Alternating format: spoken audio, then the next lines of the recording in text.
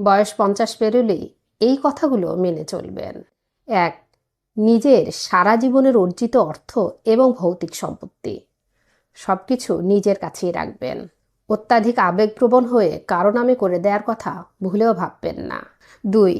নিজের সন্তানদের এই কথার উপর ভরসা করে থাকবেন না যে বৃদ্ধকালে তারা আপনার সেবা করবে, কারণ সময় বদলানোর সাথে সাথে তাদের প্রাথমিকতাও বদলে যায় এবং কখনো কখনো তারা চাইলেও আপনার জন্য কিছুই করতে পারবে না।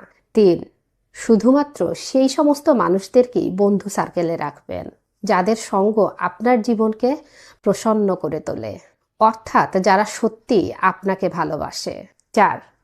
বারবার বাড়ি বা ঘর পরিবর্তন না করে নিজেকে একটি স্থায়ী জায়গায় রাখুন যাতে আপনি একটি স্বাধীন জীবনযাপন উপভোগ করতে পারেন। 5. বছরে অন্তত একবার হলেও নিজের জীবনসাথীকে নিয়ে কোথাও বেরিয়ে আসবেন, এতে আপনার বেঁচে থাকার দৃষ্টিভঙ্গি বদলাবে। 6. নিজের ছোট ছোট কাজ নিজেই করবেন।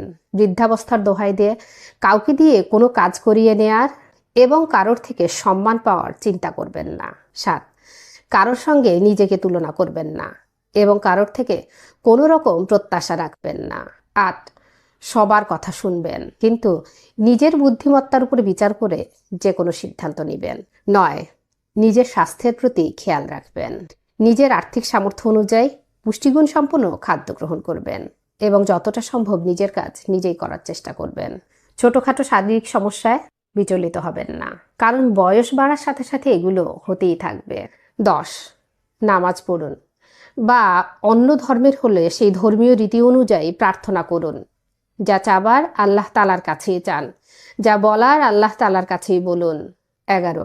নিজের জীবনকে আনন্দের সাথে কাটানোর চেষ্টা করবেন, মন প্রসন্ন রাখবেন এবং পরিবারের সকলকে আনন্দ দেওয়ার চেষ্টা করবেন। 12. যে কোনো পরিস্থিতিতে ভেঙে না পড়ে তার সমাধান খোঁজার চেষ্টা করুন এবং মানসিকভাবে চাপমুক্ত জীবন কাটান। 13.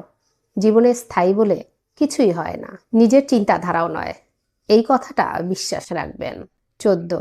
নিজের সামাজিক দায়িত্বগুলো রিটায়ারমেন্টের মধ্যেই পূরণ করুন এবং মনে রাখবেন যতদিন না আপনি নিজের জন্য বাঁচা শুরু করেছেন ততদিন আপনি মৃত। 15. নিজের সন্তানদের বিষয়ে নাক গলাবেন না, তাদেরকে তাদের মতো করে বাঁচতে দিন এবং আপনি আপনার মতো করে বাঁচুন।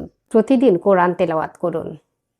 ঘুমোতে যাবার আগে একটুখানি বই পড়ুন, যে কোনো বই।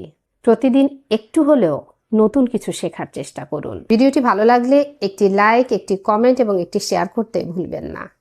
সবাইকে অসংখ্য ধন্যবাদ। আসসালামু আলাইকুম।